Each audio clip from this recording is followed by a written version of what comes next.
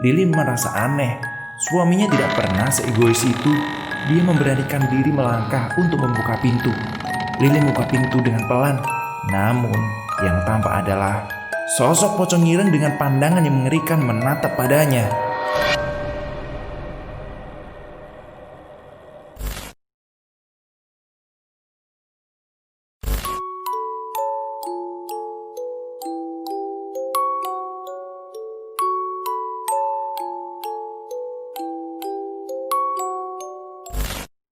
Oke, cerita selanjutnya. Saat ini pocong ireng versi Pemalang. Bismillahirrahmanirrahim. Prolog yang tertera di foto yang saya upload itu merupakan sebuah ungkapan narasumber yang sekarang masih hidup, namun dengan usia yang sudah lanjut. Bahkan dia saja tidak mengingat siapa saya sebenarnya, padahal saya adalah murid ngaji beliau dulu. Baik, langsung saja sama ceritanya ya. Pemalang tahun 1985, Desa M. Saat itu kebudayaan menjadi hal yang sangat relevan dan bersifat dinamik di daerah ini. Karena ini, narasumber mengawalinya dengan pengalaman budayanya di daerahnya. Dulu kalau ada kawinan, tari selendang jadi acara intinya. Tari selendang adalah ciri khas dari daerah Pemalang, penggabungan dari ragam gerak daerah Sunda, Banyumas, Yogyakarta, dan Surakarta. Namun, di tengah merebaknya kesenian dan kebudayaan Pemalang, terdapat teror yang sangat mengerikan. Kalau ada yang mengetuk pintumu malam-malam, jangan dihiraukan, ucap Mak Sri malam itu. Mak Sri mempunyai anak perempuan yang baru saja menikah, namanya Lili. Selang 3 bulan pernikahannya, Lili dikabarkan mengandung bayi hasil pernikahannya dengan pemuda asal Jakarta bernama Bram. Selang 3 bulan pernikahannya, Lili dikabarkan mengandung bayi hasil pernikahannya dengan pemuda asal desa bernama Bram. Mungkin nikah muda bukan hal yang lumrah untuk zaman dulu. Asalkan ada kemantapan di antara keduanya, pernikahan bisa dilangsungkan atas nama dasar suka sama suka. Mak Sri mengingatkan kepada Bram agar menjaga Lili ketika maghrib mulai bergema. Saat itu, orang yang hamil sangat mempercayai mitos yang beredar. Pocong ireng, ya benar, teror pocong ireng sendiri baru diketahui ketika salah satu warga yang tak sengaja melihatnya di depan rumahnya. Pocong ireng itu mencari tumbal. Incarannya yang terutama adalah bayi yang dikandung oleh ibu-ibu hamil di desa itu. Banyak wanita hamil yang stres, ada yang keguguran, kontraksi yang berlebihan, bahkan memutuskan untuk pindah rumah dan hidup di daerah lain agar teror itu tidak merebak dan mengganggunya secara terus-menerus. Secara berkala, mereka yang percaya akan pesugihan mengira pocong ireng ini jadi-jadian dan hanya bisa dilepaskan kedoknya jika kedapatan berbedaan dengan kehidupan sosialnya. Konon si pelaku pocong ireng ini memainkan perannya dari kejauhan dan mengambil tirakat dari luar kota. Bisa dibilang dia melakukan persekutuan dengan pengorbanan seorang untuk awal terjadinya kerjasama antara demit dan juga dirinya. Mungkin sampai di sini ada yang bertanya, si pelaku harus mendiami dan bertirakat di salah satu gunung di Jawa Barat. Narasumber lupa nama gunungnya apa, lalu dia harus menyetubuhi putrinya secara keji. Sesudah itu, dia memaksa putrinya untuk meminum darah ayam cemani hitam yang digorok lehernya menghadap timur di tempat yang tidak pernah diketahui letaknya. Jika sudah, si putri atau anaknya itu tidak boleh keluar dari rumah sebelum waktu yang ditentukan. Isu teror ini sudah berlanjut dari mulut ke mulut. Namun hanya sedikit saja yang tahu. Itu hanya beberapa yang ingat. Karena urban legend yang seperti ini memang sudah tersohor di awal tahun 2000-an. Mak Sri selalu membuat pagar gaib di depan rumahnya dengan menyipratkan air dari bekasan cuci beras dengan menggunakan 4 helai batang padi yang belum tua warnanya. Hal ini supaya si pocong tidak mendekat dan hanya bertahan di depan rumahnya saja. Namun beberapa warga lain sempat kesal dengan tingkah Mbak Sri ini. Katanya, "Kamu mau percaya itu?" Beberapa fitnah dilontarkan oleh para warga terkait kemunculan pocong ireng. Mas Sri itu yang bikin perpecahan ini. Tanpa ada rasa, hal ini terdengar di telinga Lili dan Bram Mereka agak resah mendengarkannya. "Mak, sudahlah, selesaikan itu. Itu hanya mitos," ucap Lili. Mak Sri hanya terdiam sambil terus melanjutkan pekerjaannya untuk menyipratkan air itu di depan rumah Lili dan Bram. Namun siapa sangka si Lili termakan bujukan para tetangga rumahnya kalau si ibunya telah gila dan mempercayai mitos akan kemunculan pocong ireng. "Wis lah mak, wis. Aku ora butuh kui cuma mitos." "Sudahlah mak, aku tidak butuh itu cuma mitos mak." Lili mendorong ibunya hingga terjatuh. Baskom, wadah pun terlempar hingga tangannya terkilir. "Li, kenapa? Ini tuh ibumu," jelasnya Bram. Bram membantu membangunkan ibu mertuanya. Tangannya yang terkilir dia urut dengan menggunakan minyak goreng. Lili masih tak peduli, masa bodoh dengan mitos kuno yang beredar. "Dok, itu bukan mitos," ucap Mak Sri pelan. "Mak, Lili malu jadi omongan tetangga." Mak Sri hanya menundukkan pandangannya. Begitu pula Mas Bram yang tampak kecewa dengan tingkah Lili yang berada di luar batas. Kekecewaannya tetap tidak bisa diungkapkan karena takut akan menjadi beban pikiran buat istrinya. Bram mengantarkan ibu mertuanya, Mak Sri, untuk pulang ke rumahnya yang tidak jauh dari tempatnya.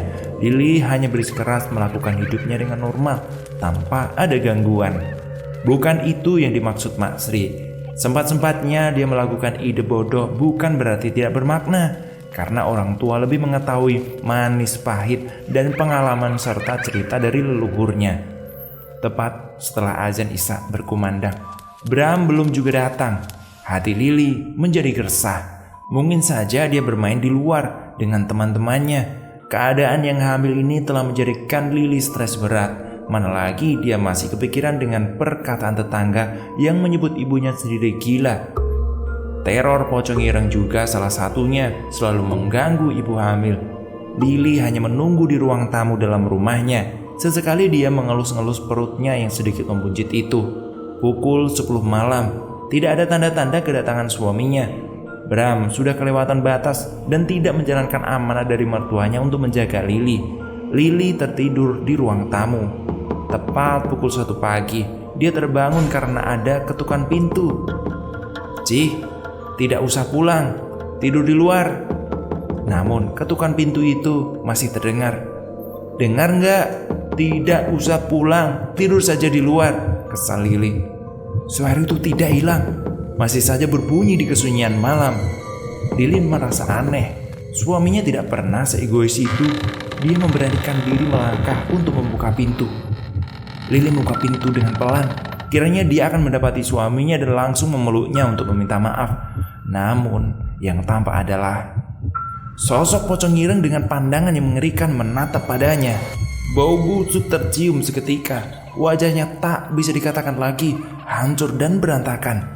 Lili shock. Dia memegangi perutnya dan segera melangkah mundur pelan. Tangannya meraba-raba daun pintu untuk segera menutup. Namun apa daya, kepalanya langsung pusing. Lili terjatuh tepat di depan pintu.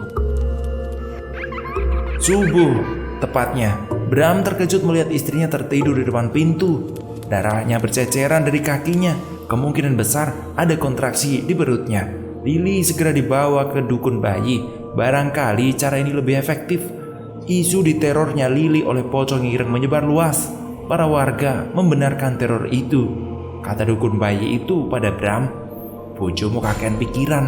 Jabang bayimu iso-iso diselametke, tapi sing ganggu kui bakal ngiter-ngiter terus."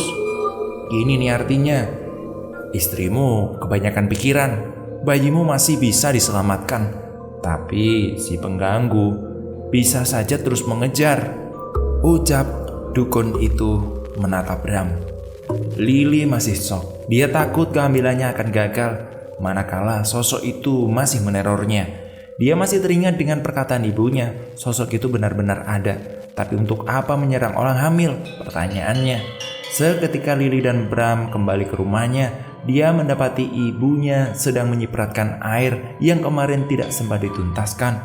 "Mak," ucap Lili. Ibunya tersenyum, lalu kembali melanjutkan tugasnya. "Mak, masuk ke dalam. Lili mau bicara, ucap Bram. Mak Sri masuk ke kamar. Dia mendapati Lili lemas tak berdaya. Bram, kesini, teriak Mak Sri. Iya mak, iya. Apa amanatku ke kamu? Tanya Mak Sri. Jaga istriku mak. Bagaimana? Sudah dijaga belum? Tanya Mak Sri semakin keras. Tapi mak, Bram, pocong hitam itu nyata. Jangan main-main. Jangan hiraukan mulut tetangga. Dengarkan itu. Mak Sri semakin kesal. Ya sudah, istirahat dulu. Bram seakan-akan mendapatkan sebuah peringatan besar untuk mengevaluasi dirinya sebagai suami. Lili masih terbujur kaku, hanya bisa mengelus perutnya. Dia trauma berat. Mak Sri mendekati tubuh Lili yang sedari tadi lemas. Wajahnya sangat pucat. Mak, Lili minta maaf ya, ucap Lili dengan suara lirih. Dok, gak usah merasa salah. Perbaiki titah yang sudah diucapkan. Mak, pocong itu jadi-jadian, tanya Lili. Pocong itu pesugihan dari Gunung A. Korban akan digadaikan dengan kekayaan. Namun syaratnya sangat ekstrim dan berbahaya, ucap Mak Sri. Apa itu mak? Sing mulane rasa ngerti, awit jejering mayat. Pocong kuwi bakal dadi urunan kang ditrahke ing anak putune. Jelas Mak Sri. Intinya begini, jika telah mengawali, semua yang tercium seperti mayat akan didatangkan. Lalu jika gagal, maka akan berimbas pada anak cucunya, ucap Mak Sri. Hah? Benar itu mak? Berarti rumah ini wis mambu mayat. Sudah bau mayat dong mak. Percakapan terhenti. Mak Sri kembali ke depan rumah. Mak Sri kembali mencipratkan air itu di depan rumah Lili. Para tetangganya bisa melihat tanpa ingin mengganggunya. Sri, apa itu? Tanya warga. Air ini untuk menghilangkan bau mayat. Buat apa? Tanya warga. Mak Sri terdiam sejenak. Dia melihat tubuhnya yang sudah tua renta itu. Kamu percaya titah leluhurmu? Tanya Mak Sri.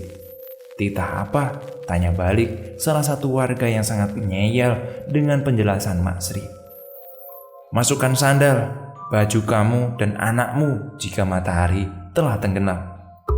Perkataan itu membuat panik seluruh warga sekitar. Titah leluhur yang disebarkan dari mulut ke mulut lewat buyut nenek-nenek dan saudara-saudara. Tidak mementingkan keadaan zaman dan kapan waktu telah bergulir, aturan tetap menjadi pondasi. Srengenge wis surup. Ucapan itu sekarang sering terdengar dari setiap warga. Mereka bergegas masuk ke rumah.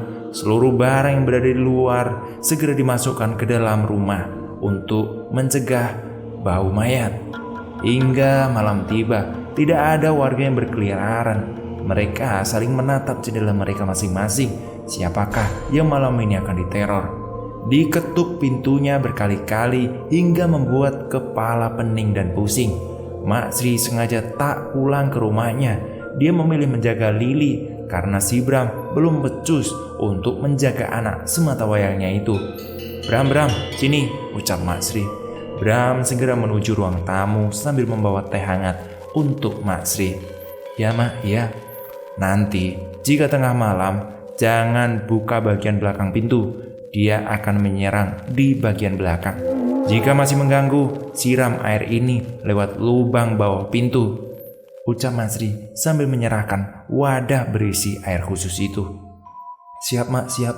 Mama mau kemana? Istirahat. Bram kerap kali merasa bosan. Dia kadang ingin membuka pintu dan menghadiri opera di desa sebelah.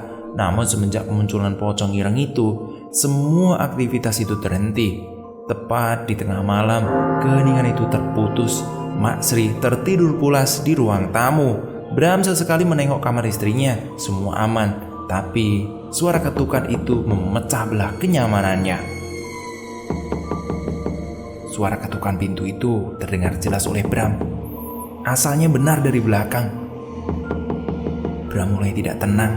Dia ingin titah dan amanat mertuanya. Tangannya ingin membangunkan tubuh mertuanya agar segera bantu ketakutan ini. Mak, ucap Bram dengan lirih. Tidak ada jawaban, tidak ada seruan, hanya ketukan misterius dari balik pintu. Bram melangkah kaki menuju pintu belakang sambil membawa wadah berisi air yang telah diamanatkan oleh mertuanya. Suara ketukan pintu masih terngiang-ngiang di telinga Bram. Ketika Bram telah sampai di depan pintu belakang, suara ketukan itu terhenti. Namun dia mencium bau yang sangat amat bau, membuat perutnya mendadak mual. Bau mayat. Iya, benar, bau mayat. Bram mundur ke belakang. Dia tidak jadi menyeramkan bawah pintu yang diamanatkan oleh mertuanya. Ketika langkahnya mundur, suara ketukan rumah itu berbunyi kembali, seperti minta dibukakan. Bram merinding, tidak karuan, seluruh tubuhnya bergetar. Mak Sri terbangun dari tidurnya dan melihat Bram mematung di depan kamar istrinya. Bram, ono opo? Tanya Mak Sri. Bram, ada apa? Bram menengok ke arah belakang Mak Sri sembari merautkan wajah ketakutan. Mak, pocong itu ada, ucap Bram. Mak Sri segera menuju Bram. Suara ketukan itu masih berbunyi keras. Bram, siram kataku, ucap Mak Sri meninggi. Bram tak mampu melangkahkan kakinya, seperti ada sesuatu yang menahan untuk melangkah.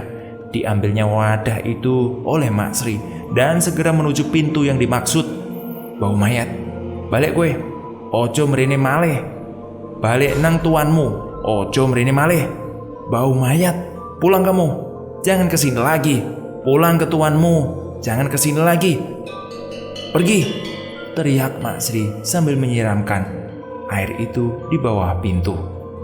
Sesaat ketukan pintu itu hilang, bau busuk yang tercium pun sudah menghilang. Ketika pintu dibuka oleh Mak Sri, dia menemukan banyak belatung dan cacing yang memenuhi tanah tepat di belakang pintu rumah itu. Bram, ambilkan garam. Bram mengambil garam dapur. Dia menyerahkan garam itu ke Mak Sri. Iki, pocong kuwi suruhan, ora bakal ketokan kangge ngancuri lan jupuk tumbal. Mergone awakmu kudu wani. Yang artinya gini, ini pocong itu suruhan Bram, tidak bakal kehabisan akal untuk menghancurkan dan mengambil tumbal. Makanya kamu yang berani ya, ucap Mak Sri. Selepas kejadian itu, para warga jadi yakin dengan teror yang menyerang pemukiman itu. Sehingga ketika srengenge wis surup atau mataharinya sudah tenggelam, para warga segera menyuruh anak-anaknya untuk masuk ke rumah. Semua barang yang berada di luar segera dibawa masuk. Belum sampai di situ, ketika usia kehamilan Lili membesar, dia sering sekali terkena sawan. Ini membuktikan si pocong belum menyerah sampai di situ. Kadang di tengah malam, Lili berteriak kesakitan, kakinya bengkak. Lili sedang ditahan oleh si brengsek itu, ucap Mak Sri. Terus bagaimana ini Mak? Tanya Bram. Mak Sri punya kenalan dari desa sebelah, seperti Kiai. Mak Sri meminta Kiai itu untuk menyelamatkan Lili. Jika tidak, maka nyawa jabang bayinya tidak akan terselamatkan. Tangan dan kaki Lili sedang dipaku, jadi usahakan jangan memegang kedua tangan dan kakinya, pasti kesakitan. Yang hanya bisa dilakukan adalah mencari pelakunya, ucap Kiai itu. Untuk mencari pelakunya, setiap warga harus membaca Al-Quran. Dan ketika malam tiba, barang-barang semua yang ada di luar harus dimasukkan dalam rumah. Kiai itu mencoba menjelaskan kepada warga, pocong ireng hanya mengganggu satu korbannya untuk ditumbalkan. Jika gagal, dia akan mengambil tuannya. Itulah perjanjiannya. Ditambah bambu kuning, mau besar atau kecil, katanya untuk mencegah pocong itu masuk dan mengganggu warga. Kiai itu meminta ruang khusus untuk menyerang balik tuannya. Katanya jika pocong ireng itu berkeliaran, posisi tuannya akan lemah. Ditempatkannya Kiai itu di sebuah ruangan penyimpan bahan makanan. Ciri-ciri pocong itu akan datang adalah dengan gemuruhnya suara angin, bau busuk mayat, dan ketukan pintu. Dan benar saja, pocong itu masih mengetuk bagian belakang rumah Lili. Mak Sri menyarankan agar Bram fokus menjaga Lili, sedangkan Mak Sri menuju ruangan Kiai itu yang sedang bersiap menyerang tuan dari pocong ireng itu. Sudah datang Pak Kiai, ucap Mak Sri dari bibir pintu ruangan. Suara ketukan pintu terdengar jelas ditambah dengan suara gemuruh angin. Lili berteriak kesakitan. Mak Sri panik tidak karuan. ojo dicekel sikil lantangane, culke wae. Jangan dipegang kaki sama tangannya, dilepaskan saja ya, teriak Kiai itu kepada Mak Sri. Bram, tolong lepaskan, teriak Mak Sri. Iya Mak, iya. Bram langsung melepaskan tangannya. Telat sebentar, anakmu bisa mati, ucap Kiai itu. Terus ini bagaimana Kiai? Diam dulu, tuannya sebentar lagi ketahuan. Mak Sri tak bisa berbuat apa-apa. Dia hanya bisa menunggu waktu yang tepat untuk membantu Kiai itu. Suara itu lambat laun menghilang bersama dengan gemuruh angin. Sudah selesai, ucap Kiai itu. Maksudnya gimana Kiai? Kiai itu keluar dari ruangan tempat dia bersemedi. Mak Sri menyuruhnya menuju ruang tamu untuk menjelaskan. Sri, ojo sampai awakmu buka ke pintu buri. Yen srengenge wis suruh. Wis jebol, golek pring kuning kanggo nahan yo. Jangan sampai kamu buka pintu belakang jika matahari sudah tenggelam, karena pagar itu sudah jebol. Cari bambu kuning untuk menahannya, jelas Kiai. Terus Lili bagaimana Kiai? Pocong itu bentuknya pesugihan yang ngambil jabang bayi. Perhatikan juga suaminya, jangan sampai sering keluar malam. Lili sudah tercium bau mayat oleh pocong itu. Dia akan segera diincar. Selipkan semiti di kantong depan, jelas Kiai itu perlahan. Tuannya bagaimana Kiai? Bakal ketahuan sendiri kok, tenang saja. Beberapa hari kemudian, warga dikejutkan dengan penemuan pocong ireng di perkebunan. Namun dia tidak menyentuh sedikitpun tanah dari desa yang telah terpagar bambu kuning. Pocong ireng itu tidak bisa masuk ke dalam pemukiman warga hingga perjanjian awal yang disebutkan. Jika gagal, maka keluarganya yang akan diambil. Satu persatu keluarga dari tuan yang melakukan pesugihan pocong itu satu persatu meninggal. Awalnya dia jatuh miskin, lalu lambat laun dia meninggal dengan tidak baik. Diketahui pelakunya telah lama melakukan praktek ini dan mengorbankan 3 orang anaknya. Satu sebagai syarat ketika pertama kali melakukan perjanjian, 2 lainnya berangsur-angsur sesuai keadaan. Versi yang lain dari Semarang, bahwa pelaku dulunya orang jahat, lalu dia meninggal. Ketika meninggal, tidak ada satupun warga yang mau untuk menguburkan, dan tidak ada kain kafan putih sebagai penutupnya. Lalu digunakanlah kain hitam sebagai penutupnya. Dendamnya meneror tiap warga di setiap malam hari. Hingga tahun 2007, 2008, 2009, teror ini masih hangat dibicarakan oleh daerah Jawa Tengah. Dan faktanya, tidak semua orang yang banyak mengetahui urban legend ini. Untuk kalian yang merasa pernah mendengar, kalian bisa komentar di kolom komentar bawah ya, dan meyakinkan mereka yang belum tahu. Untuk yang tidak tahu, semoga ini sebagai pengetahuan terbaru kalian. Saya mencari informasi ini tidak hanya satu kali. Saya datangi rumah narasumber satu ke narasumber yang lain, menghubungi keluarga dan saudara, teman, bahkan meminta tim saya untuk bekerja keras mencari informasi ini. Terima kasih buat kalian yang sudah berpartisipasi dalam memberikan suntikan informasi. Semoga saja cerita ini memberikan banyak pelajaran bagi kita semuanya. Dan jangan lupa masukkan sandal baju kalian jika matahari sudah tenggelam. Sekian ceritanya di part yang ketiga soal pocong ireng urban legend. Tentu ditulis oleh Restu Wiratmaja. Jangan lupa di subscribe dan tunggu cerita selanjutnya. Terima kasih, sampai jumpa.